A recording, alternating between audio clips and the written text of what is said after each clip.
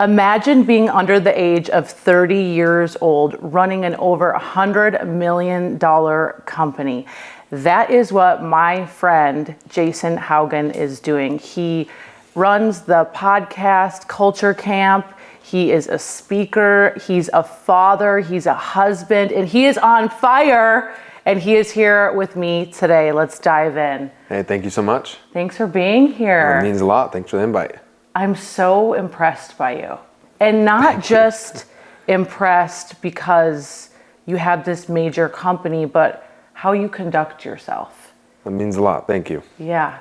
I just try to be me. Like, I try to be a good dude. Like, I just want to be me. Like, I just want to be, like, do what I love, help people, and just have a good time, and just love my relationships with people, and just be Jason. Amen. Have you always been that way? Yeah, I've always been like I wouldn't say like the class clown, but kind of the class clown. And like, I love people. Like, I was like, if my wife was doing something with the girls or whatever, and I'm like always texting, hey, you want to hang out? You want this, want that? And she's always like, you can never be alone. And I'm like, it's not that I can never be alone. It's like, I love hanging out with people. Like, I love being surrounded by energy, and I love like just the conversations with friends. Like, I just like that a lot. And so I might be a little odd duck, but I like it.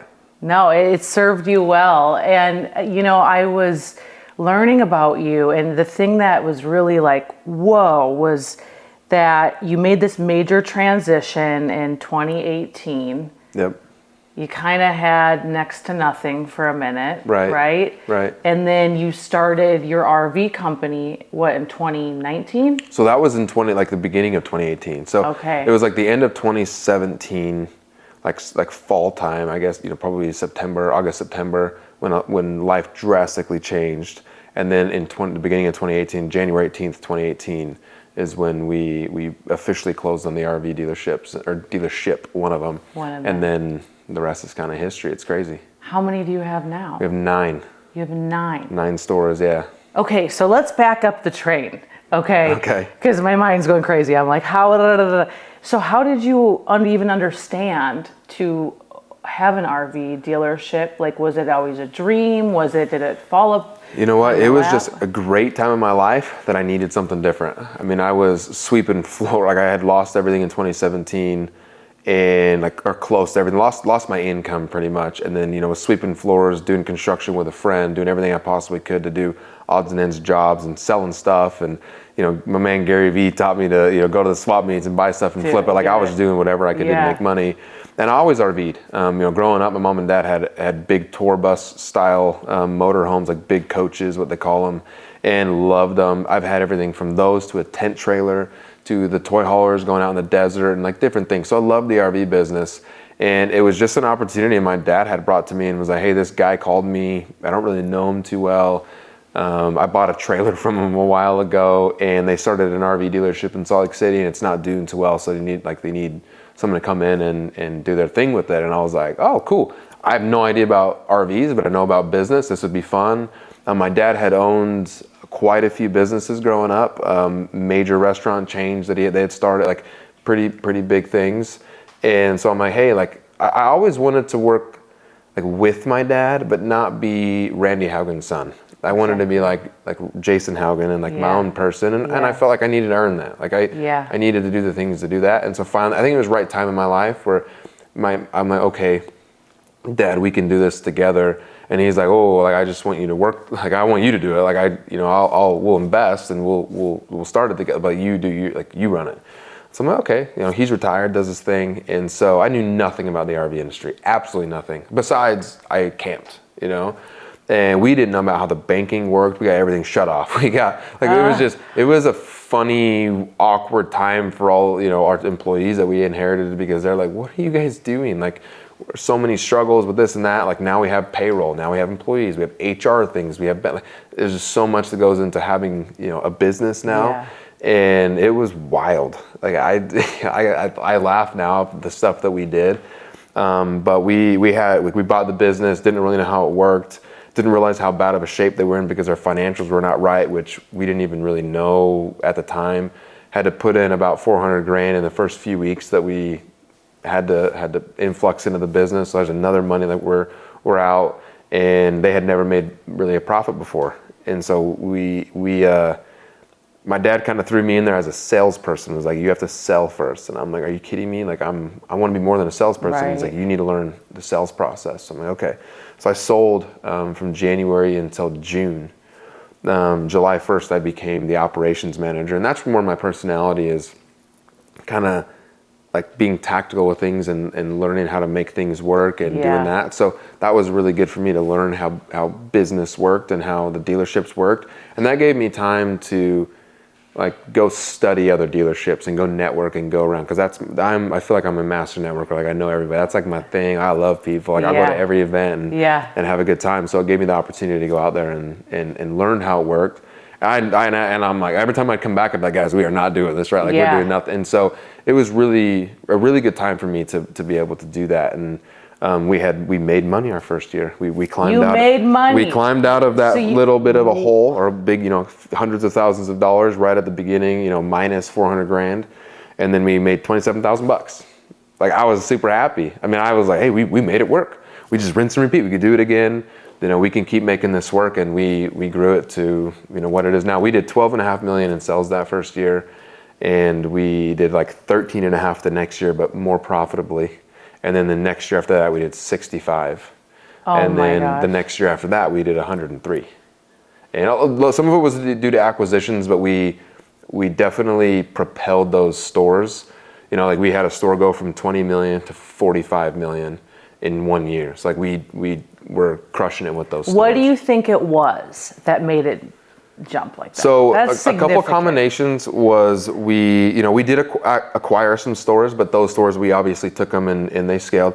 A lot of it was COVID. It was a great time for the RV industry, but a lot of it was how we dealt with the employees and dealt with the people and empowered them and paid them what they were worth and didn't overpromise and underdeliver, and had honest conversations with them and treated them like human beings. Because I love the old owner. We go golfing, but you have over 50 employees. You have to do like the Affordable Care Act and different benefits. He'd just keep it at 48 to 49 and fire everybody and flush them out. He always extended the benefits, where he had to wait like 6 months for benefits, and would let everybody go in that window. And me, I'm like, why do you want to? This doesn't really make any sense to me. I'm not in business to be oppressive. Like I want to lift people up, and so. It's like, let's start with like giving people and like make careers. Like how I view my success is retention with our team members. We call them our family. Retention with our family. If we're having turnover in major different areas, like that's where I go to work and figure out what's going on with the manager and the leadership in that department. But I want to have career people. Like I want to keep this family together for a long time. And it's getting the right butts in the right seats and how we do that. But a lot of it's just dealing with them the correct way and culture, and really running like a business for a reason, not just a hobby. Mm-hmm. What key things do you think, like when it comes to culture, have you guys done differently that has made all the difference? Understanding how people operate and why do you do what you do. And like I have broken it down. Like now I have software that I have helped develop that breaks down personalities and management styles, and they're 30-page reports about you. 30-page report on your personality, 30-page report on your management style. And it's playing the Moneyball approach to making the teams work correctly and understanding how to like tap into the unconscious mind where it excites you to do things, in getting you to focus kind of on your superpower and letting you excel at your superpower. And so, but the biggest thing, it's silly, is just caring enough to do that. A lot of people don't care enough to do that. A lot of people don't care enough to get to know the personality of the person they're working with and figure out like, how do you like tell them to do something without, like me, like I'm an interacting socializer. I love to have a good time. So when you come to me, we're going to talk about how we can have a good time doing something, and I'm going to love that. A C personality is a cautious thinker. So I use DISC. And, a C personality is a cautious thinker. It's like, hey, here's the details. Just go do it. And so like it's learning to do that with the team, and then multiplying it or adding the management styles. And I even have flashcards of people of their departments of like L1 through L5. And if they're in L5, you have to look at it and you're like, hey, I can't talk to this person more than 2 minutes, and I'm a cheerleader. Right. Hey, go, like you're awesome. Just do your thing. We're supporting you. And then your L1s, hopefully they're not there for very long, but your L1s and L2s are more focused management. And so you're managing them, trying to get them to L4s and L5s. So we have a process with that, but it's caring. And then there's communication. Like, here's my personality and management style, and broken down. So I use DISC, but I take it way further in the psychology behind it. If there's 4 personalities per like DISC, now you take it, there's 16 personality traits. And so it's like, okay, why does he do what he do? Oh, he's a natural born protector. And so when things are wrong, it's like, okay, they're going to protect. So they're natural. When you go to them and say, hey, something's wrong, their natural is to protect and kind of go into that mama bear, papa bear type of like mentality, because they're not trying to lose it. And so having those open lines of communication and being like, 'cause, you know, now when I do consulting, it's like, hey, here's your owner and your boss, here's your team. Team, this is how your boss thinks. Boss, this is how your team thinks. And everybody has 2 personalities. Right. In favorable situations and in unfavorable situations. So this is how when you're going to act when things are good. This is how you're going to act when things are bad. And so we need to talk about that out loud. We always identify, is this an unfavorable situation? Yes or no? Yes or no? Oh, and then I plot map how the team's going to react with the software. So it's being like tactical with how you do things, and then it helps people just excel. And you'll see things out of people happen that you're like, this is crazy. Like, we never expected. Like, because they're doing what they love and they're doing it in their lane. Well, there's so many layers to this that excites my soul right now, because, like, first of all, when I talk about the it factor, the name of this show, you know, I really take you down 5 different roads to find and cultivate your it factor. And one of them is your core innate personality. Right. And, you know, there's different ways you can do it. The DISC, you can do the color code. Yep. But when I started to understand my innate personality, I was like, oh gosh, there's not something wrong with me. Like, because I'm on the color code, I'm a red. Right. You know, I'm driven, I'm a that power welder type. Yep. But for so long growing up, I thought, like, am I like too much? Like, Yeah. because I always care so much. I want to get the ball in the end zone. I play to win the game. Like, that's just how I operate. And for so long as a female, I was like, I don't know, I just think I'm like an alien or something. But until I learned the innate personalities, and I was like, oh, yes, okay, cool. And I love that you're actually putting this into your company, because so many people feel like they're just a body there. Like, they don't feel like they're appreciated at all. And so the fact that you call them family is so major. It's so major. And then you actually take the time to like get to know them. This is huge. And I think so many entrepreneurs, especially, we are just go, go, go. And we just like hire and fire just as quick. And you don't actually take the time to talk to the person who's literally building the rocket ship. Right. It's becoming a coach and caring about the team. And we have had those coaches or played for those people or done things for those people that you cannot stand them, and then you're out there playing for yourself and you could care less what happens, right? Totally. But you have those coaches that make you believe and tighten the team together, where it makes you want to do everything you possibly can to make the team win. Whether that's throwing the ball, you know, the last shot, whatever that takes, that's helping the team win. And so that's how I look at things, is how can we get people so excited that they want the team to win, and, you know, for themselves, but not only for the team. And, you know, our logo is a shield, and I'm always like, united by the shield. And so, like, everything that I do is with a purpose and the logo and in the values. And we have culture cards that we keep on our persons at all time, where it says our mission statement and our values. I manage through them. I don't do write-ups. I do cultural realignment meetings. We're trying to get this spaghetti bowl of a freeway all in the same line. And I care about it. And I will be a little bit slower, because I'm trying to create that foundation where I don't care what the economic situation's doing. It's like, you know, building that, you don't build the foundation on sand. It's biblical. You don't build the foundation on sand. You build it on solid rock, and you build it deep rooted, right? Yeah. So I don't care what up here is going on. I don't care about the noise, because at the end of the day, I can't control that. Right. I can control my 4 walls and what I can control. So I chose to put, and it sounds bad, but like, I controlled my environment with the people. So how can we build them up? And you know where it all came from that we can relate is, when I was growing up, I was always told I'm broken, anger problems, this and that.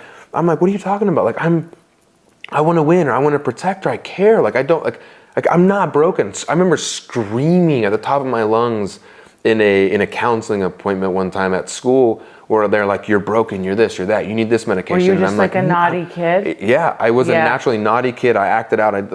And I can go down to, like, you know, different issues, but I'm like, I'm not broken. And so then is when I got obsessed with psychology. And so I'm actually like studying DISC and like I'm getting certified in all of these things. Yeah. Because I want to know the psychology. Like I don't want to just like surface level. I want to know the psychology. Totally. Because I'm more interested in me. Yeah. And like I feel like people are like, you're saying this in this tone. I'm like, I don't know what you're talking about because I'm just passionate about it. Yeah. And so it's been like coaching with my wife now. I'm like, hey, like when I'm doing all these things, I'm just passionate. Like, yes. I'm excited, whether it's good or bad, Yeah. I'm passionate about it. And so it's coaching that and teaching that in a company changes the game, because then as a team member, why your manager or why your owner is acting like they're acting, and you can call them out. Hey, you're acting like a red. Stop acting like a red. Have a little compassion, empathy. Yes. Oh, yes. You're right. And then it's check us. Like especially with a red personality, same thing as a D personality. We like that check. And sometimes it's like, okay. But then it's massaging and game planning about how to work together and be on the same page. And like I said, it's all about getting in alignment. And like when we do we don't do write-ups, we do those cultural realignment where I literally will write a value. We have our 6 values. We write a value I have an actual form. There's a cultural realignment form. And we write the value that they kind of violated. We write a game plan of how they can, if it's trust, they broke trust with a customer. Okay, how do you think you can mend that trust back with the customer? It's one of our values. And so they're like, I can call them, I can this and that. So, okay, cool. And so give them the phone, call a customer, or I'll call the customer and say, hey, Mr. Customer, one of our values is trust. And I feel like, this is violated on our behalf. I apologize for this. So-and-so is going to talk to you, and we're going to figure out how to get alignment and be on the same page. And it's doing those things and learning how to talk to people in a bad situation of, hey, setting the expectation of those tough conversations, but with the point of just, hey, we're just trying to get alignment. Yeah. So good. Yeah. I feel like every person that has any company needs to understand all this, because again, like you're dealing with communication, and we can talk about network marketing in a minute, your upbringing. Right. But so many times, and that's my first business as well, where people will be like, I can't stand this person, or this person's too emotional, or this person's too driven by money, doesn't care about the people. It's like, oh my gosh, people get into an opportunity and they're like, I didn't know I had to deal with all this drama or all these people. And I'm like, welcome to leadership. Right. And you do have to learn. Right. And knowing what matters and what doesn't matter. Some things honestly live in the gray and slide. It's like, I'm not going to trip this person up because they're doing so good. I'm not going to nitpick them all the time and everything else. Right. So sometimes I've told, stop bugging this person about that. Right. Stop. It's okay. I will coach them in a certain way. But then you go and you take their wind out of their sails, and then they're never going to be effective. And it happens a lot in any company and in leadership. It's like they try to prove themselves, especially with our personalities of red or D or whatever. Yeah. It's like you want to make things right. Everything has, and it's like just let them do their thing. We'll kind of pick up the pieces behind them and hopefully coach them on the way. What areas of your life have you had to learn to let go? Being how you're wired, how we're wired, I should say. Oh, I've had to mentally, I did a lot of bodybuilding. I've had to mentally let go of caring so much about how I looked that I'm not willing to die for it, and I almost did. And that has been hard for me, even with going through my near-death experience and being brought back to life. It took me a couple of years to figure out it's okay to let it go. It's okay. That's not your identity. And I always felt like that was my identity, because anytime you get around people, it's like, oh, you look good, man. You're getting small, or you're gaining weight like this. So I always felt like that was who I was. And now I want people to know my heart more than what I look like on the surface. Amen. Oh my gosh. What happened? So you competed in fitness? Yeah, so I competed in a bodybuilding show, and it's a long story, but long story short, I got way too lean and extremely dehydrated and in a very bad spot. And my attitude with everything is super extreme, right? I'm part of that red, part of that, anything in my unfavorable personality. I'm a really big red or really, stern D, and I'm gonna dominate, right? It's like if I go from here to there, I'll kill everybody on the way to get to there, right? Yeah, I'm sure you because you know exactly what I'm talking about. Yes. And so that's how I kind of approached bodybuilding. And I'm like, okay, if I can do 60 minutes on a stair climber at 100, 120 steps a minute in a sweatsuit with no water, I can do 120 minutes. I was like, I did 120 minutes, maybe I can do 150 minutes. Like literally killing myself trying to prove that I can do it. Not drinking any water, not doing anything, like taking fat burners that were not good for me. Yeah. Doing all kinds of things. And shortly after that competition, so the competition was Saturday, ended up in the hospital Friday, over 100 pounds gained between Saturday and Friday of water. And I was in 100% kidney failure, 100% liver failure, and I ended up coding. I had cardiac arrest in the hospital, and they defibrillated me back to life. And it was a crazy experience. And I could not believe that I put myself through that, because it was not worth it. It was my ex-wife, but I had a wife and a daughter on the way. She was pregnant, and I remember in the hospital. There's nothing like being in a hospital by yourself, because everybody had left, which I kind of thought was strange. But I think that it was for a reason, because I needed some time with myself. Hearing your own flatline, not being able to do anything to do with it, and then boom, dark. And I will never forget what that feeling was. And in the days following and then getting defibrillated back to life, and that was an experience. And like figuring out, okay, like I'm here for something else. And so many people kept telling me that, and it was so hard to accept it. Like it's funny, like we get compliments and different things, like like, oh no, thank you, like oh you done this, oh no, I'm good, like. And it's like, no, like accepting that and be like owning that and saying that, no, I am here for a bigger purpose, and I do feel like that. And now I'm not taking this second life for granted. I do not want to take this second life for granted. And I want to be able to be the best person I can possibly be, because you don't know if tomorrow's promised. That's right. I thought I was on top of the world. I had won first place at the bodybuilding competition. I already was signed up for a bodybuilding competition shortly thereafter. That was like a pro show, the biggest one in Salt Lake City. Yeah. I'm super excited to do that, and like I thought that was gonna be who I was, and I want doing it for the gram. I'm like, hey, I'm gonna do this, put it out there. Now I got to do it because I put it out on the gram. So, but that I know it's been a long answer, but that's what I've had to let go, is that it's okay to kind of change your identity of who you are, about who you really feel like you are, not who other people feel like that you are. Like. Yeah, does it hurt my soul when people were like, hey man, what's going on? You're not as big as you used to. Like I used to be 240 pounds. Like I was a lot bigger. Wow. And like, yeah, it's okay. Like, yeah, I'm doing this, I'm doing that. Like now I'm trying to lose more muscle, because I'm like, hey, I want to golf more. Yeah. Like I gotta be flexible. I'm doing this. I'm like. But I get it though. Like I competed in Fitness Universe, Fitness America. Yeah. And that's actually how I ended up finding personal development or network marketing. But I totally get it, because it's like you get that lean, and it's like your whole look, and it's like, wow, you look good, you look amazing. Can you teach me how to do that? Right. And it's like a mind F. Oh, so bad. It actually made me have an eating disorder. Me too. Like I can't tell you how many times. Like even today I still struggle with it. Same. And it's like, I don't know how many times I've starved myself through the day currently. And like I have a trainer now, and he's like, bro, you gotta stop doing this. And my problem is now I have stage 4 kidney disease. I'm gonna need a transplant. I'm gonna need probably a liver transplant, because we can't get that thing going. I have tumors all over my liver, and I have my heart isn't the best because of everything that I went through.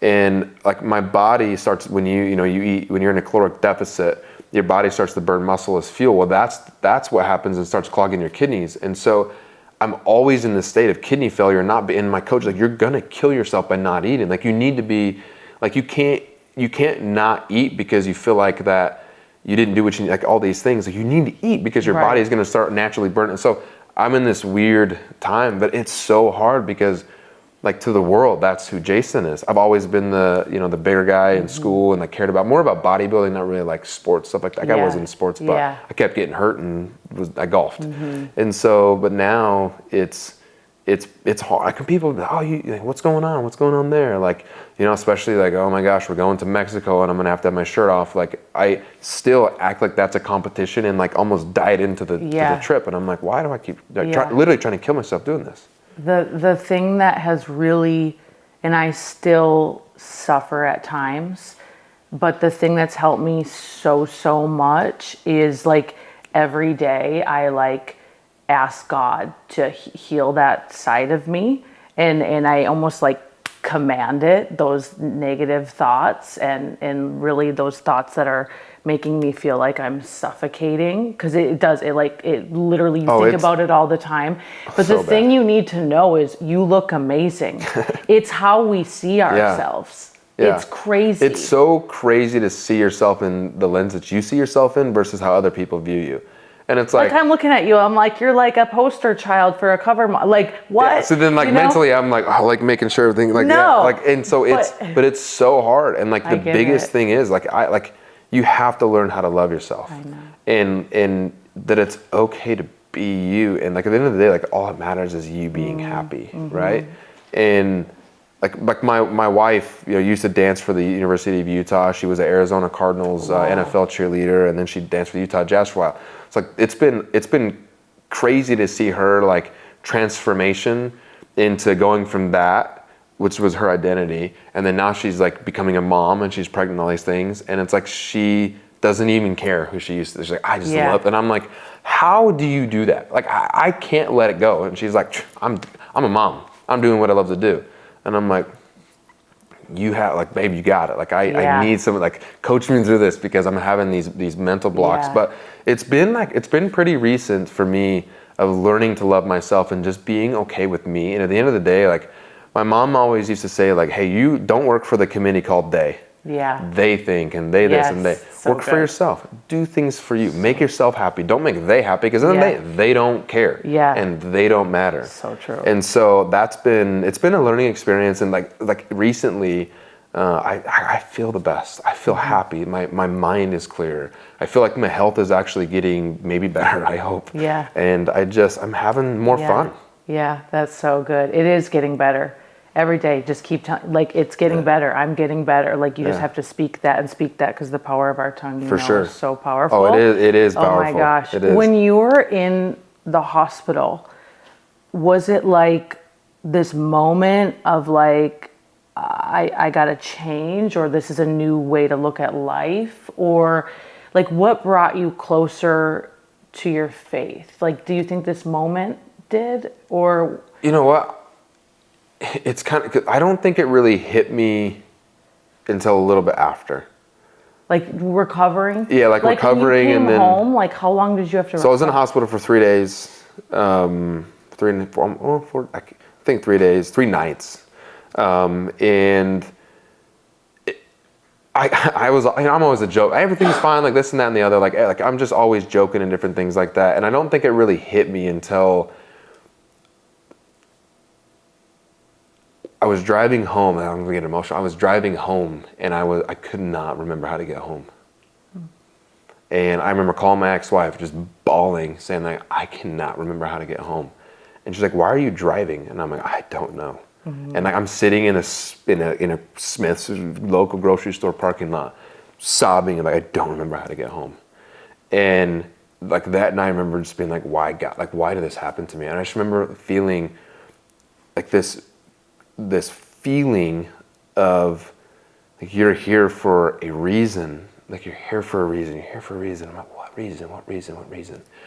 And shortly thereafter, this guy saw me, and he was like, gave me a huge hug. And I don't even remember. I did not even know who he was. And he was like, I just want to let you know I'm happy you're here, and I can feel the energy that you're going to do amazing things, and you're gonna change the world. And I'm like, I don't even know what that means. Like, right. I'm in the RV. At this time, I was in the RV business. I was navigating that, and then it's like another time I would see somebody, and they'd be like you're here for a reason.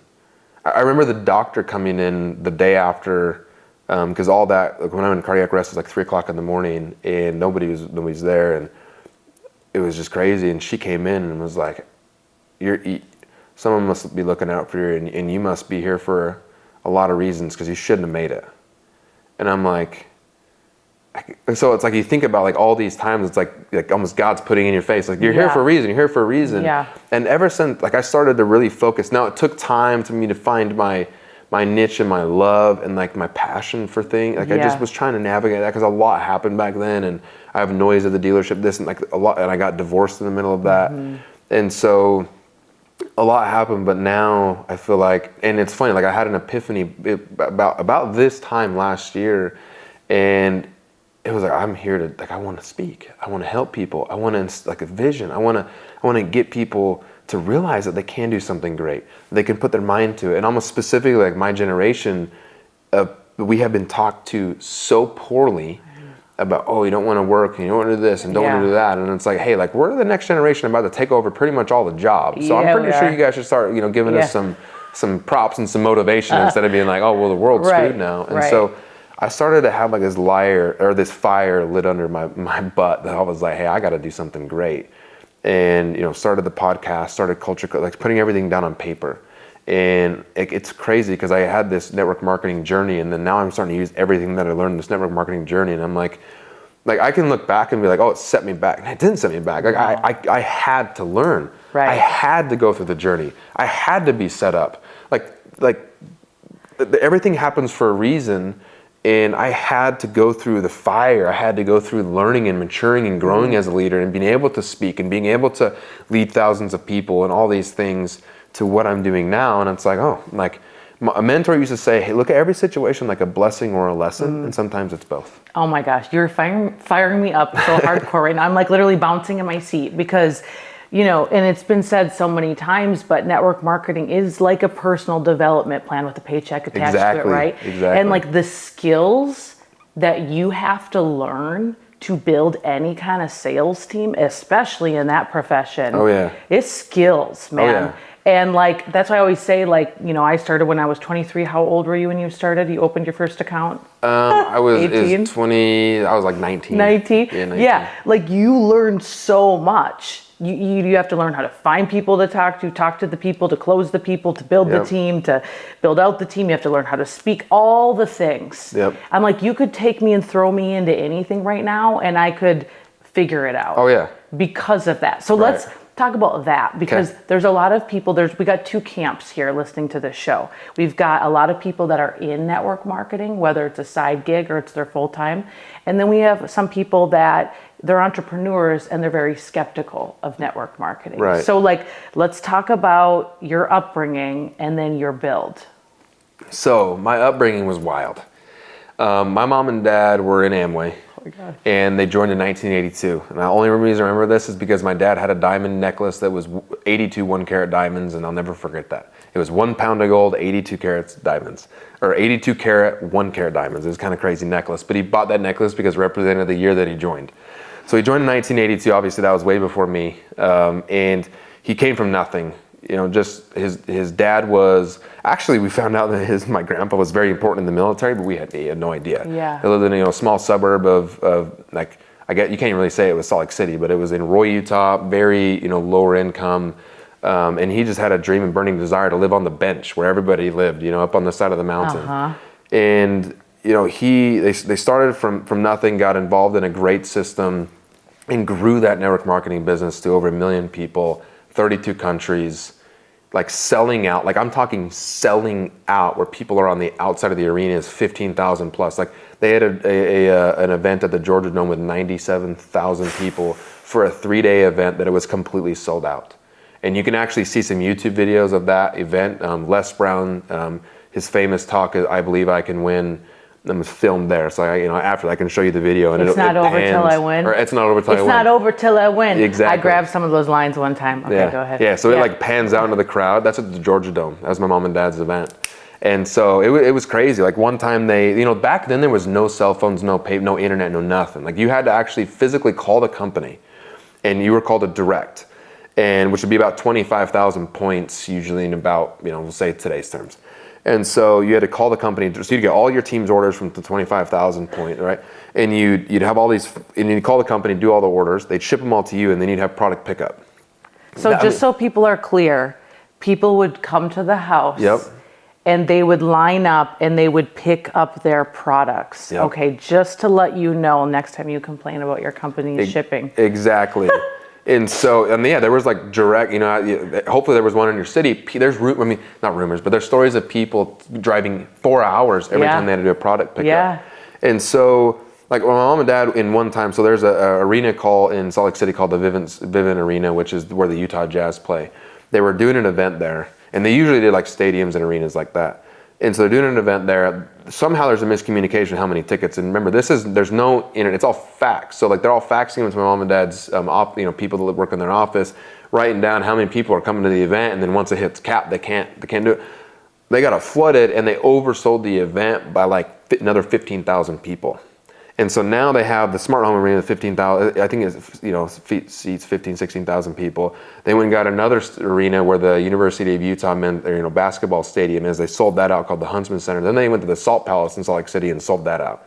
And so they had like a crew where they're running between each event center and speaking and doing all these things, and they have live feed. They couldn't even simulcast it? It was crazy. No, back then it was like, they did have live feeds, but like we had all of our own equipment. Like we had a whole, we looked like a tour of like a rock. Like we had this semis. Is where the RVs came in. Yeah, so we had tour buses. So like when you would go back to one of our events, there would be 20 tour buses of all the speakers back there, and that was their thing. So this is how you grew up. I grew up on the road pretty much in a tour bus. My mom and dad would literally pick us up from school the last day of school, park it right there in the front, hop in the bus or the coach, we called it. We'd tour around for 3 months, and then they'd drop us back off about a week before school. They'd keep going on because they're on the road about 300 days a year. We'd go school shopping, and then they would go to school, and they'd be doing their thing. And this was every single weekend. They'd go from event to event to event, and then stopping at houses every night. Like they were. I could not believe we did not go on a vacation for 17 years. They grinded that hard. Was it because they loved it, or they didn't want to lose it, or they were just in momentum? That's just how hard you had to work to make it work, and hustling, right? I mean, it's not easy, and there's a reason why there's successful people, and not. I mean, it's hustle. And my dad was like me, he's extreme, and we literally did not go on a vacation for 17 years after they got in the business, and that didn't have to do with the company, right? Like we went to Hawaii, but it was for the company. Like we went to all these things. And it was funny because I can't tell you how many times I've been to Hawaii, but I only have seen my parents in Hawaii once. And it was this last time I went like a month ago with my family, because it's crazy, the way it was set up. They are actually having meetings and conferences and stuff in Hawaii, and we were just chilling, right? Yeah. And so, that was our life. I mean, we go into the White House and having dinner with presidents and like George Foreman and Johnny Cash and Norman Schwarzkopf and Norman Vincent Peale and like all the Robert Kiyosaki, all these people, like this is how it was normal, and this is just what happened. So what do you? I'm just imagining a little wee one, Yeah. Like I'm imagining did you sit and listen to your parents? Were you running around? Did you comprehend that they were changing lives, or at least trying to, or giving people hope, or educating them? So when we were little, we were running around causing trouble. Yeah. And then when we got a little older, we were told we had to speak, sit and we got no special backs. Like my mom and dad, when we got a little older, there's no backstage. We would attend like regular people, go stay in our hotel and attend like regular people and leave. Like they're kind of, now thinking about that, just saying that is kind of goofy. But I could not understand why everybody loved my mom and dad. So I'm like, they just spanked me. I'm like, I don't know why you guys like these people so much. Right. I wish that I could have been a fly on the wall when they were having a movement across really the world. I mean, they talk about when they were in Germany and all these places and down in Brazil. And I'm like, I wish that I could have been a fly on the wall, because they got out of Amway in 2008, and I was in ninth grade, I think, or 8th and 9th grade. And I didn't really at that time, I really didn't understand what was going on. I just think they were gone a lot. Right. But he had owned a ton of restaurants and office buildings and development companies, all doing invested. that. Yeah. Oh yeah. He has massive amounts of portfolios in commercial buildings.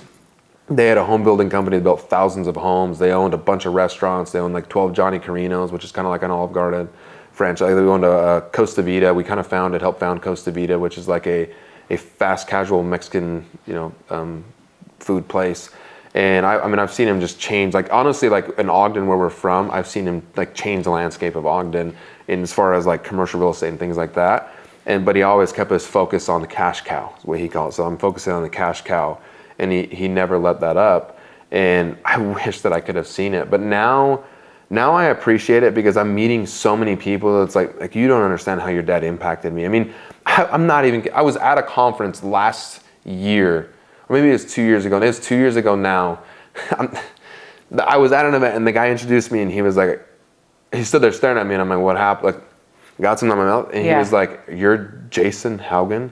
And I'm like, yes. And he's like, is your dad Randy Haugen and your mom Valerie Haugen? And I was like, yes. He bolted. And I'm like, I don't know what just happened. Comes back, and he's like, I still listen to their CD. He has a CD of them, and he's like, it changes my life. Like, it's changed my life. He owned a massive company. And he's like, I am a multimillionaire because of your mom and dad. Can I talk to them? And I was like, face on my dad. I was like, hey, dad, this guy wants to talk to you. And he was like, hey, I was like, and he was like crying. And I'm like, that, like, talking about impact and like, that is, like, that's awesome. And this is the part people don't get. Right. That torques me to the nth degree. They don't get that they come into an opportunity, yes, to make money, but they don't get that they're also getting personal development. Right. Which, even though this person might not become the next millionaire, they could have learned so much development that got them out of an abusive relationship. Right. They could have learned a whole different mindset that's going to break generational curses. They don't get that side of it, of like what your parents did, putting them in a growth environment, immersing people, and helping them with development. Right. Yeah, there's so much to network marketing and what it can. I wish people could see the power and feel the power of that, because it is so important, and it has literally changed.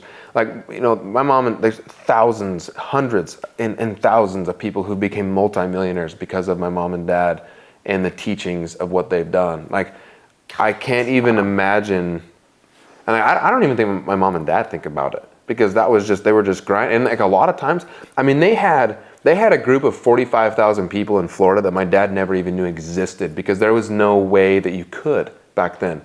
That he got called up and was like, hey, we need you to come speak. And then, who's it for? Oh, it's for you. Like, we're in your group. And he's like, oh, what? Like, this is great. And so he went down and he's like, this is crazy. Yeah.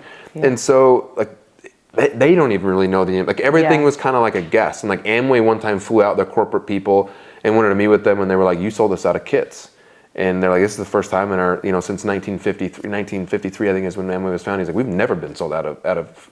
My dad's like, okay, is that a bad thing? And they're like, what are you doing? Like, we don't even know what's going on. And so, like, it was like I'm sure there's a lot of stories, and we can have like a campfire talk with my dad. So many stories. I mean, this is just so fascinating. And if anyone's listening right now, like, Amway is the pioneer of the profession. I mean, truly, like, truly. So when did you get involved? Like, when were you like, and I want to know this, Jason, were you like, I want to build, or were they like, you should build? My mom and dad actually were like, hey, so when we turned 16, my mom and dad were like, you're your own person. Like, you don't get car, you don't get anything. Like, they're like, hey, we're rich, you're broke. Like, unless you have a job, and then you're still broke. Like, love it. And so I worked at one of their fast food chains.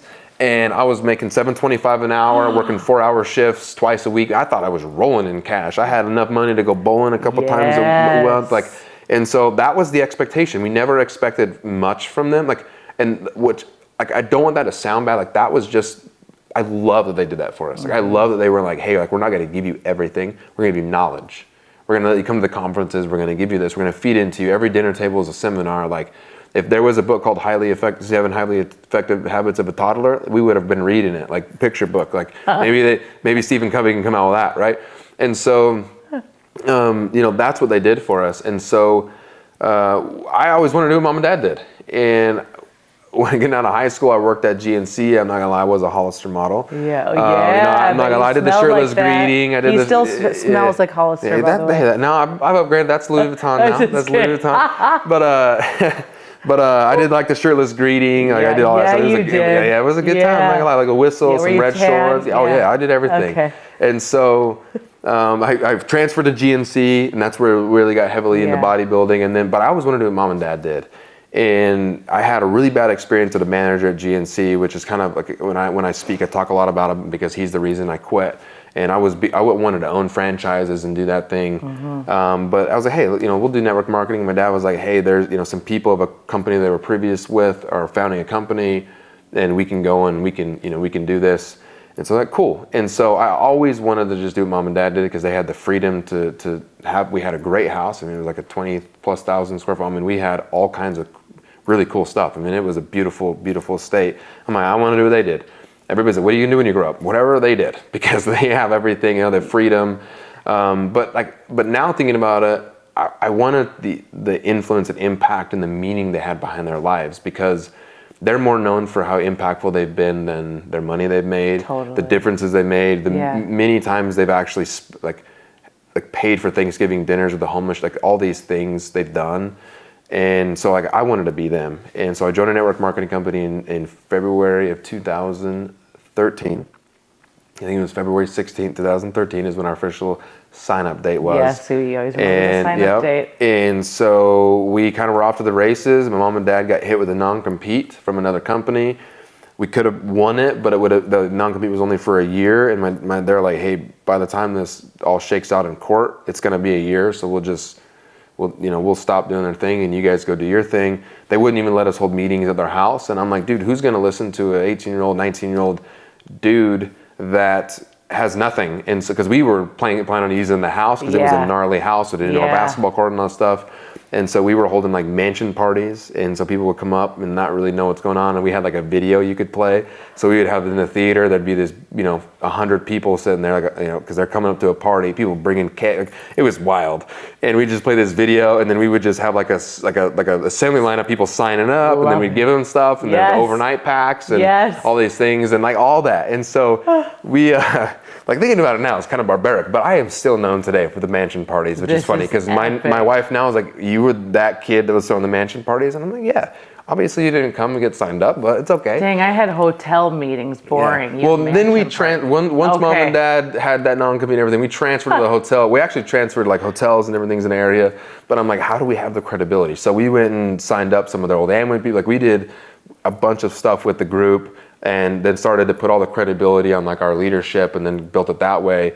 But I became a very good like team builder, speaker, motivator person. I was not necessarily the best recruiter, which everybody has their superpower, right? Like some people, they're just recruiting machines. Totally. That wasn't me. I was more of like, hey, let's have a party. You're the like, visionary. The vision, like I can speak and I can cast inspire the you. vision. Yeah. If you get people there, I'll sign them up by just talking to them. Same. Yeah. We are so. Yeah, and so I'm like, you're my brother from another mother. That was me. Yeah. And so it kind of blew up from there. We signed up thousands of people. I say we because I have a twin brother, and we did everything together.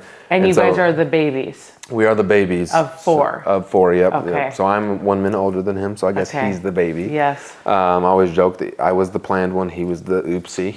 But no, he's a great dude. He actually works in our company and does all the inventory management, and is just a fantastic, phenomenal dude. A little side hustle with a bunch of food trucks he has, and he's just a great guy. Wow. So yeah, the network marketing journey was wild. It lasted from 2013 to 2019, ups and downs with different companies, kind of, being bought and sold. I learned a lot in network marketing. I had like massive amounts of leg. Like I had a massive leg leave and go to a different company, and which affected me in a massive way. And so then that was like, okay, maybe Jason, you maybe do have to recruit some people and have some outside legs going on. Like, okay, so like there's a lot into that, but I had so much fun and learned so much. I got to speak a lot, met some of my best friends, impacted in many, many ways, from the stories and watching people succeed, and high school kids, and like right out of high school having a lot of success, and like changing their families, and most of it getting back to as a self-development. Like their parents were attracted to us because their kids were changing, and like, hey, what's going on in this company? We want to be a part of it. And it was so cool to watch that go. And I had a blast, and I love the industry. It can do so many positive things for you. Not only do a lot of the products rock, but it's the system and the people that really is for me. And I love going to the events. There's power in it. There's just so much, like the vibe is crazy. It's electric, and it's a great industry. So cool. Yeah. This is so amazing. I bet there's so many people listening just smiling right now, like parents that are building it, and they just like hearing just how much you grew from watching your parents, then you doing it, which is so incredible. And then now running your own company. So how many locations do you have of your RV? 9 locations. We have 3 in Oregon, 4 in Utah, 2 in Missouri. So how are you here right now? So I have, and this is like, I do a lot of like coaching and teaching on this is like, I systemize everything. And instead of making everything a superstar-based business, I want a system-based business. I want it to run without me. And so I don't want to have all the answers. I want to have a team that has all the answers and put the credibility on everybody else. And so I have a team that basically, you know, the business runs 95% without me. And I mean, I don't have any email. Like I was looking at my phone before this. I have no emails, no calls. I just, you know, it's just running. It's so you're like an owner instead of an operator. Yeah, I'm working on the business instead of in the business. I'm looking at how to grow strategically and different things like that. And I'm getting obsessed with just like playing the chess and doing the different things with the business. And so becoming, like it took a long time. Like I had to crawl and then walk and then run and sprint. But so how many years has it been? From 2018. So it's been 5. I just had my 5-year anniversary. Oh my goodness. Yeah. Only 5 years. Yeah. You've done all that in 5 years. Whoa, that's amazing. Thank you. It's been a great ride. We have a great team. I mean, they're fantastic. I would put them up against anybody in the RV industry. And you know, they're you know, talking about people that surround yourself with people that want you to win. They see me doing my thing with podcasts because I have the Culture Camp podcast and then speaking, and they're like, hey, do your thing. Like, so that's here. We got to hear this because you're doing this with me today, which I'm so grateful. You know, you are speaking at events, which we should talk about in a little bit. You have your podcast. You're putting out content left and right. Every time I get up, I'm like, oh, beat me to it. Your wheel's already up. Here I come. You know, shout out to Vinny. Yeah, appreciate you're you. just crushing. Why? I think certain people be like, why don't you have enough? What's causing you to do all this? That's a great question. I get fulfillment by seeing people succeed. It's not point. When I grew up never talking about money in a positive or negative way. That was never a thing for us. So it's not really like the front of my like thoughts. It's how many people can we help and impact lives, and like that will obviously, like Jim always says, like you help enough people get what they want, you get what you want. And so I really believe that in business and in life right now. And so I want to help people, and I love seeing people happy and like succeed. And I love the DMs, like, you know, hey, thank you so much for that reel, it's helped me, or like the comments, or like my podcast, or like what, like that is what's in it for me right now. And it's not a money grab, it's not anything like that. Like it's honestly like, and I don't know if this is selfish, but it's making, I want to like that's fulfilling life for me. Like that. No, if you're to say like what fulfills you, that fulfills me. It's not selfish at all. It's selfless. It's the right motives matter. And I always, when I pray, I say, God, please give me a pure heart. Like, please, if I am doing things for the wrong reasons, please check me. Like I ask God, like check me. Right. Like there's been times where opportunities have come and I'm like, this is pure ego and it's not the right thing. And I say no to that. Right. But I truly believe that motives matter. Right. And the reason you're getting fulfillment is because you're in service to other people. Man, that's I feel like, you know, my second chance, I feel like that's what I want to do is serve as much as I can. Like literally when we do our directors meetings, I always say, what's your number one job? And everybody goes, to serve. Like we are here to serve. We are here to set people up for success. And my number one job is to set everybody up for success as best as I possibly can. And that is to serving and getting them in situation, like really coach, like whatever I possibly can to do that.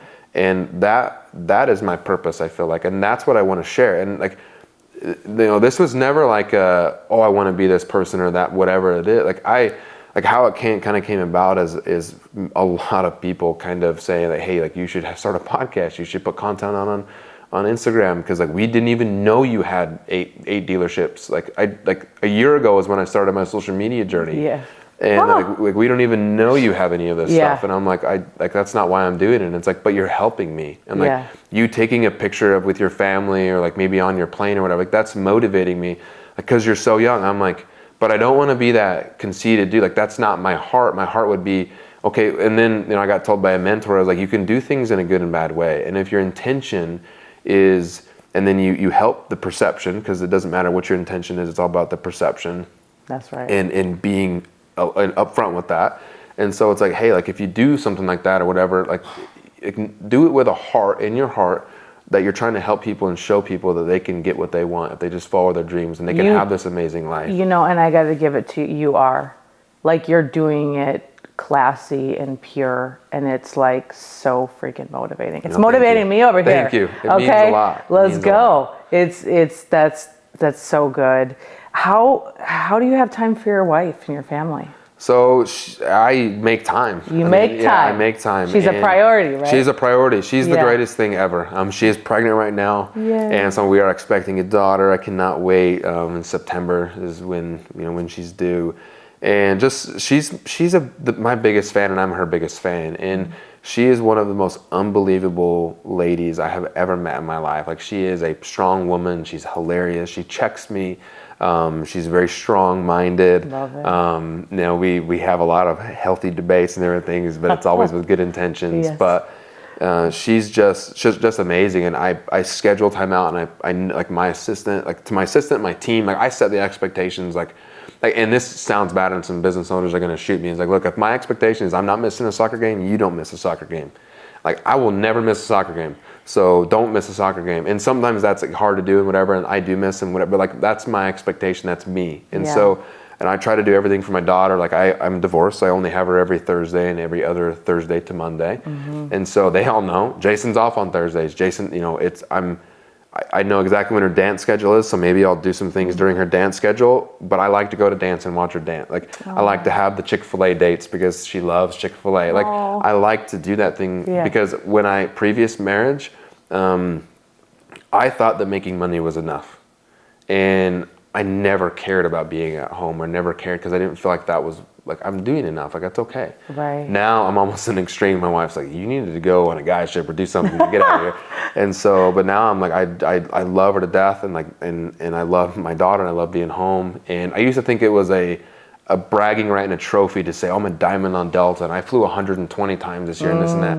Now I'm like, I was actually talking to Dusky, one of my really good buddies, driving to your house today, is I want to be the dad, and I want to be the person that brags about how many soccer games I've been to and how many dance recitals they've been to, not how many times I've been on a plane. And learning how to be more effective that way, and but really making time, like scheduling my time out with intention and making sure there's time for me and her. And because before baby, now when my daughter's not with us, it's just me and Mikkel, which is awesome. I appreciate that time. Not ideal situation, but I do appreciate that time. And now it's like, hey, baby's coming, like we got to do stuff on us. So it's like, hey, we're going to Mexico at the end of the month. Like, we got to have these moments for us. And so, that means a lot to me. Like, that's why I do what I do. Like, I do not do what I do in business to live like a suffrage life. Like, I don't, and it's like, I'm not like working all these hours to not be able to go with my wife. Right. Did you have to work on that mindset shift, or? Oh yeah, I mean, what hit me hard? Getting served for divorce letter. And it's like, wait, what? Like, and I knew it was coming, and we kind of just split apart, and goals changed and everything. Like, my ex-wife is one of my best friends. She's my wife's like one of her best friends. And her husband's like one of my, like, we're just this one big happy family. Like, no one ever knows whose kids are whose, because they're all crawling over us. And like, me and I call her Remi's dad. It's Remi's dad. Like, I'm not that guy. Like, my ego, like, they better have that relationship where if you don't act like you're her dad, I'm gonna punch you in the face, because Remi needs, like, my daughter needs you in her life to be just as present as me, because I don't have an ego. I care about my daughter. My daughter needs you, and if I'm out of town, or I'm gone, or I don't have her, and she's in a situation, I'm almost gonna cry. If she's in a situation that you're not there, like, shame on you. You are her father, you are her dad. I'm already saying we're walking her down the aisle together. Like, you need to be there in her life. And so, like, me and my daughter and him will take all the girls skiing. Like, and people were like looking at us, we're like, look, it's not how it looks. Like, we're not together. Like, our wives are in there, and they're all like, whose kid is this? And then we all raise our hand, and they're like, wait, what's going on here? And so, but I love that. Like, I love that we've been able to get through these barriers, and there's no, like, it's not crazy for me, but it's taken time to do that, and it was a reality check getting divorced, and I don't wish that on my worst enemy. And we grew apart and different things, but I can't tell you how many times I'd sit there bawling that I lost everything. And I mean, my daughter was only like maybe 7 months old, and I'll never forget this. It was June 1st of 2019, and my world changed, or June 2nd, 2019, my world changed. And that was tough. That was really, really tough. But it's made me a much better human being on the other end. Like I don't hope I don't have to go through anything like that again. But it was like God almost like checking me. It's like smacking me upside the head saying like, I've told you a million times to stop doing this, like check yourself. And I every time that I see my ex-wife, I'm sitting there like speechless, like I cannot believe I did this to us. Like I'm so sorry. Like I'm so sorry. And she's like, stop. Like she actually, my tattoo right here on my arm is me and my daughter, and my ex-wife tattooed this on my arm. Oh, it's amazing. And it's my favorite picture of me and my daughter when she was just a little girl. And like it meant a lot that my ex-wife could tattoo that on my arm. And I'm like, and so it's just been, that was a tough situation, but it broke you open though. Oh, it did. I always say you can either be broken or broken open. Right. And like the pain, because I went through no child, but a divorce. And I remember just being like, my world is over. I wanted to hide from the world. You go through all the stages of like anger. I'm going to kill you. I'm going to, like, it's just it's everyone that's listening that's ever gone through a hardship, It's like you feel like your world is completely especially over. when that's part of your identity in like network marketing in front of people. I'm not saying like it's network marketing, but it's like you're there together all the time. You're public figures together. Yeah, and so it's like my first event when I didn't show up with her, everybody's like, what's going on here? And then it's like everybody starts to talk, but you know what? I got a lot of support from a lot of people that literally just come up and just hug me. And I don't know if I just looked broken, and probably did, but it was hard. Mm-hmm. It was hard. It was a lesson that it shook me to my core, and it took me a long time to realize like what had happened. Mm-hmm. Isn't it so cool though how like God went to work on you and he like shaped you and like look at that. Yeah, I mean I think about it now and I'm like, man, I'm like, why did I have to go through all these situations? But I'm that stubborn of a person. My personality is that. I'm a like, kind of a crazy dude, wild dude, and I needed that. And God did some amazing things in my life, mm-hmm. and I changed so much. I mean, my church actually asked me to come speak because they're like, you've changed a lot. Like my school actually had me come speak, my old high school, and was like, we would really love you to come speak to the students. And so like that's like and that fills me up. Like I love mm-hmm. helping kids and love speaking into minds because they're just they're fragile minds, and I needed a lot of that growing up. Like I had it with my mom and dad, but a lot of it was like, oh, that's mom and dad. Mm-hmm. That's just what they say, whatever. They're trying to preach to us again, they're trying to do all these things. But like thinking about it now, it's like, wow, like you actually have impacted my life. And like when I talk now, I think back to when I heard my dad say that on stage. I'm like, I can't believe I just said that. Like that's and it's been really cool to kind of just see myself from the outside. It's like, wow, like, and I want to do things for the right reasons, and I want to help people, and I want to unleash like my culture talks and the things like that with businesses. I think is going to help so much, and it can still a vision and a dream. Like my dad always used to joke with him. I'm like, you're the dream reaper. He could pull a dream out of someone and like make them bawling. I mean, you have 15,000 people bawling, and my dad would speak, and my mom, and they're just amazing people. And I'm like, man, that's amazing and impactful. Oh, I'm so proud of you. Well, thank you. God is so proud of you too. Like I know he is. How do you grow your faith? Like what do you do? Constantly reading and studying. Like I grew up in a Christian school, and so we had Bible class every single day, and so I always felt like, oh, I'm getting enough. But really, like I travel a lot in different things, but luckily now, like COVID was an amazing thing as far as that. Like now everything has to be online. So like before you did have it in some churches and different things, but now you have access to different churches and like your church, and so like, and then studying it, but then making it a priority. Yeah. Like I do make it a priority. Like I got a tattoo on my back of a cross and my mom was like, why did you do that? And I'm like, because so I could never deny, that I am a Christian and I do believe. And it's got Philippians 4:13 on it in the scroll, and it says it. And then I have trust in the Lord with all your heart on my heart. And so it's been interesting. People actually talk to me and like, what is your heart? Now that's not a good thing. I'm like going to get it removed and redone because they're like, what does it say? And I'm like, I know. It's and we don't have to talk about that, but like, you know, it means a lot to me. Like I want to like exclaim it. Like I want to be all over. Like I wear a cross and like I want people to kind of be like, oh yeah. And it's reading, it's studying, it's going to church, it's fellowshipping, you know, with people that are, you know, aligned with you and in the same, you know, going on the same path as you, and in connecting with people. And like I love it. I have a really good time, you know, at church and different things and studying and listening to things like. And you speaking about it boldly. Oh yeah, like if people get in my car, the only thing I'm listening to is two different things: either Today's Christian on iTunes or worship. I love the worship and Today's Worship on iTunes. Oh, so and that's me. Yeah. I'm over blasting it in I love the crazy sound system in my Tesla. I'm just pumping. I'm grinding like it's getting me I listen to it when I work out. Like it just gets me in a mood where I can think clearer. Like well, it's high frequency. Yeah. You know, everything, there's so many things that make up our frequency. And Einstein says everything in your life is a result of the frequency that you're on. Right. Down to the music you play, because the vibration is so much higher because it's gratitude, it's love, and which is the highest frequency. Right. So it's so beautiful that you do that. And it's just like, I always want the spirit like flowing every which way, right? Like in the car, like music. I have certain songs, like if I'm going through a hard time, there's a song, I think it's by, what's her last name? It's like Elizabeth Durst maybe, or something Durst. Like, and it's like says everything's gonna be okay.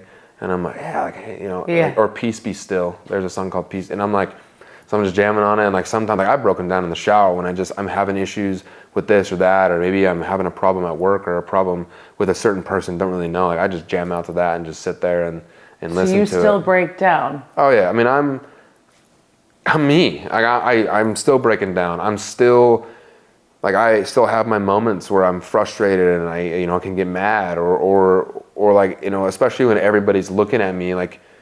What do we have the answer? Like we need the answer, and especially like right now in the RV industry is a horrible time to be in the RV industry. And we don't have to get in details, but hemorrhaging cash, like it's going out of style, and like not knowing what to do. Like when you have millions on the line and you're like, hey, I know what we're gonna do April 10th, but how do we pay for things April 11th?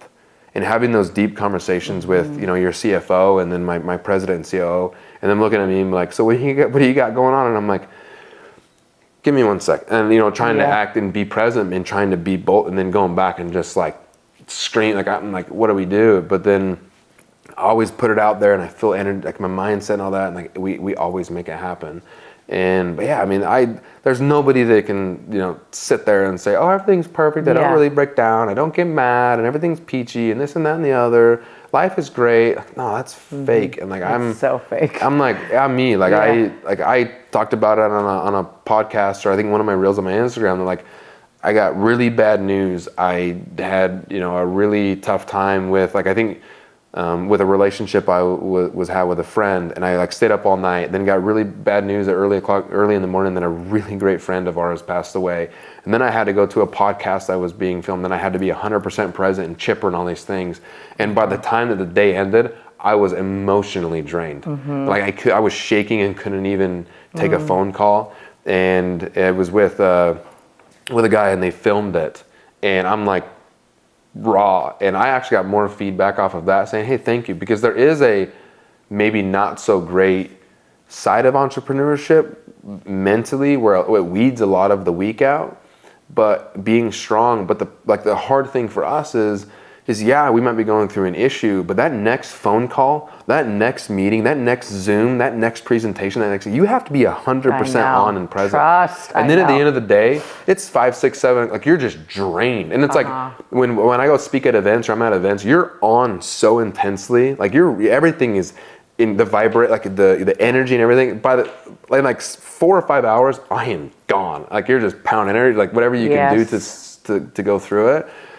But I mean that's what it takes. But then it's recognizing that and saying, hey, how can I get better? Yeah. And there's these times and these moments in life, how can I get better? That's and right. and it is okay to tell people like, hey, I'm having a gnarly day. Like, I've had some meetings where I'm like, hey, I don't want to have this board meeting because I'm not having a great day. Yeah. You're not going to get the best of me. Yeah. So I'm going to take an extra hour and I'm going to go drive around, listen to music, do what I can, decompress, and I'll come back. Like, because I know you all need the best me I can possibly be.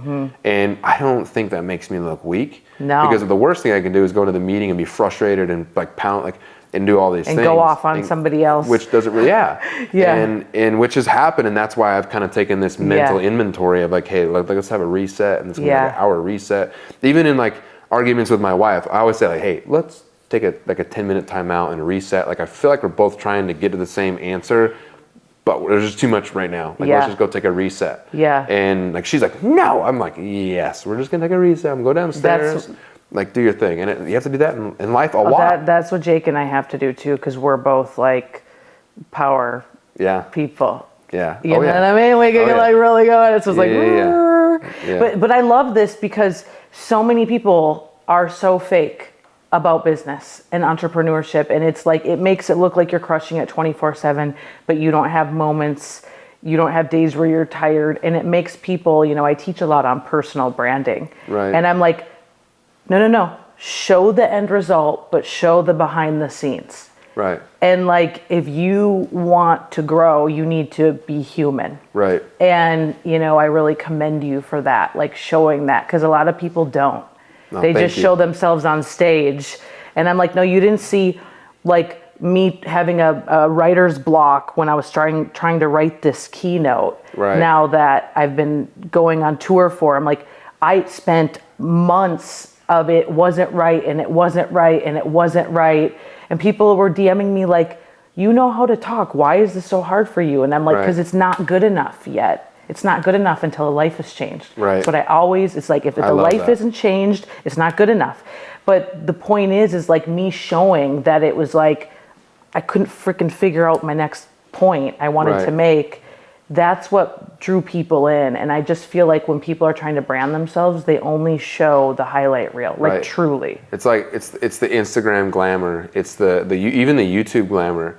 But there is such a raw and true side that no one talks about, of having those moments of I wouldn't call it weakness. I would just say being real and having real emotion and being frustrated that you can't like mentally get on paper what you want to speak about. Or maybe when, maybe like you did a podcast and be like, what did I just say? Or like, I've learned it in speaking of where, when I used to speak and I used to mess up, I used to try to be like, oh my gosh. And then like, now I call myself out. That is not really how I wanted to say that. How did I want to say like that is like, I'm sorry. Like, but it's owning that, right? And it's owning the emotion, and it's being okay with it.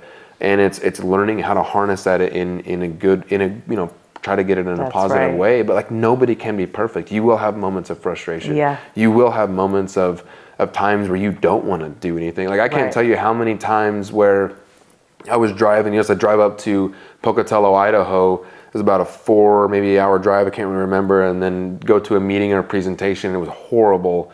And then drive all the way back home in the middle of the night, get home at 3 or 4 o'clock in the morning, and have to do it. Like, that's not a beautiful, sexy part of entrepreneurship and network marketing, whatever, but that's just the raw part of it.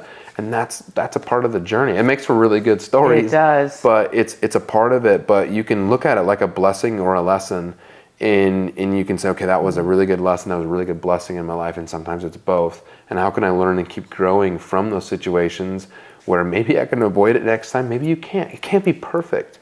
Nothing will be perfect. That's right. Like, the expectation of being perfect is just crazy. It's crazy. That's never gonna work, right? Yeah. So it's being okay with it not being perfect and learning on the way there, and being okay with sometimes you mess up. Like, we fail our way to success. We hear that all the time. Like, I tell my employees all the time, and my family, I would say, hey, like, I would rather get 100% of you with some mistakes than 60% of you perfect. And they're like, what do you mean? Like, I would rather you, like, now my forklift drivers that are breaking trailers, like, we'll have to have a conversation about that. But like, I would still rather you give me 100% of your all and be honest with the mistakes you've made than try to fake it or hide it or do these different things. And I feel like with a lot of people nowadays, especially with the ability to only pay or post what you want them to see, is kind of get some people down a spiral that is not the greatest, maybe. Right. And also, like, maybe you have them in a speak and it's like, I'm really confused, or like, what's going on? Like, this is not, you're not anything like you said that you were, or whatever, or this and that and the other. So yeah, it can get in a dicey situation. It can get in a dicey situation. Yeah. What do you think your it factor is? I think my it factor is how much I care about understanding people and wanting to get the best out of them, and to be able to coach them to success, whatever success is for them. That's so good. Because they might not have the same dream as me, but everybody has a seat on the bus, in the right seat. It's like putting together a sports team. Like, I love Chris Paul. He's not a center. Right.